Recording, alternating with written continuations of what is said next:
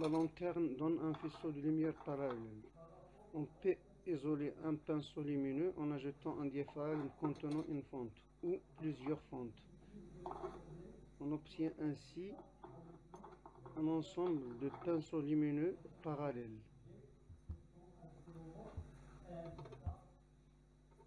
On ne peut pas isoler un rayon lumineux, mais on peut considérer chaque pinceau lumineux comme rayon lumineux. Plaçons un miroir ou surface réfléchissante en face de la lanterne. Le faisceau lumineux provenant de la lanterne s'appelle faisceau lumineux incident. On observe un autre faisceau lumineux, c'est un faisceau réfléchi par le miroir. Nous allons suivre le chemin d'un pinceau au rayon lumineux. Chaque rayon incident SI donne un rayon réfléchi IR après réflexion. Considérons ce faisceau de lumière parallèle épais.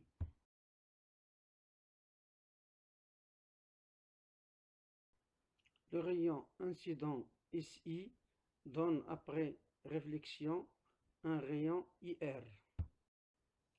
IR s'appelle rayon réfléchi. I s'appelle point d'incidence. On trace la droite N perpendiculaire au miroir passant par le point d'incidence I. La droite N s'appelle la normale à la surface réfléchissante au point d'incidence I. Et on appelle l'angle I égale SI N, angle d'incidence. On note I' l'angle NIR. I' s'appelle l'angle de réflexion. On remarque que le rayon incident SI et le rayon réfléchi IR appartiennent au même plan, qui porte la normale à la surface réfléchissante passant par I. Ce plan s'appelle le plan d'incidence. C'est la première loi de Descartes pour la réflexion. La mesure des angles I', II montre que I égale I'. C'est la deuxième loi de Descartes pour la réflexion. Nous allons maintenant ajouter une fente comportant deux fentes verticales pour isoler deux pinceaux lumineux. Les deux pinceaux lumineux ou rayons lumineux arrivent sur le miroir en deux points d'incidence I1 et I2. Puisque ces deux rayons lumineux sont parallèles, ils arrivent sur la surface réfléchissante sous même angle d'incidence I. Mais attention, les points d'incidence sont différents, I1, I2. Les deux rayons lumineux subissent alors la réflexion au point d'incidence I1 et I2.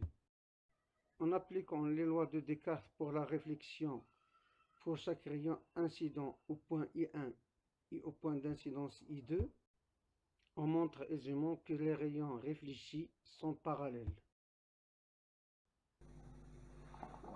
Pour mieux assimiler les lois de Descartes pour la réflexion, on a intérêt à utiliser un diaphragme contenant une seule fente, afin d'isoler un seul pinceau lumineux. Le rayon incident SI arrive sur la face du miroir au point d'incidence I, ce qui donne un rayon réfléchi noté IR. Traçons la normale à la surface réfléchissante au point I.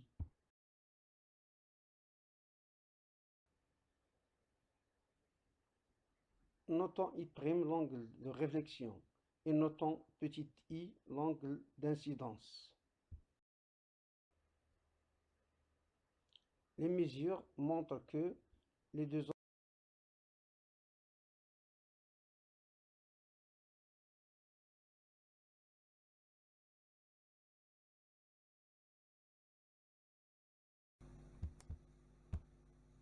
Nous allons maintenant examiner le cas d'une incidence normale, c'est-à-dire l'angle d'incidence I égale 0.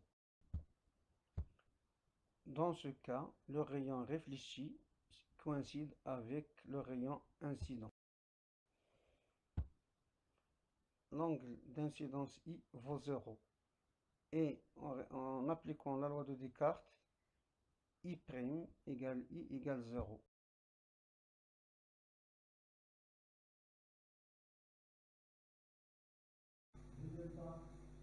Nous allons maintenant récapituler les lois de Descartes pour la réflexion. La lanterne envoie sur la face du miroir plan un pinceau lumineux au rayon lumineux appelé rayon incident. On trace la normale à la surface réfléchissante passant par le point d'incidence I. On note l'angle d'incidence I égale IN. Le rayon réfléchi IR est déterminé par l'angle I' est égal IR/IN. On retient I' égale I. C'est la deuxième loi de Descartes pour la réflexion.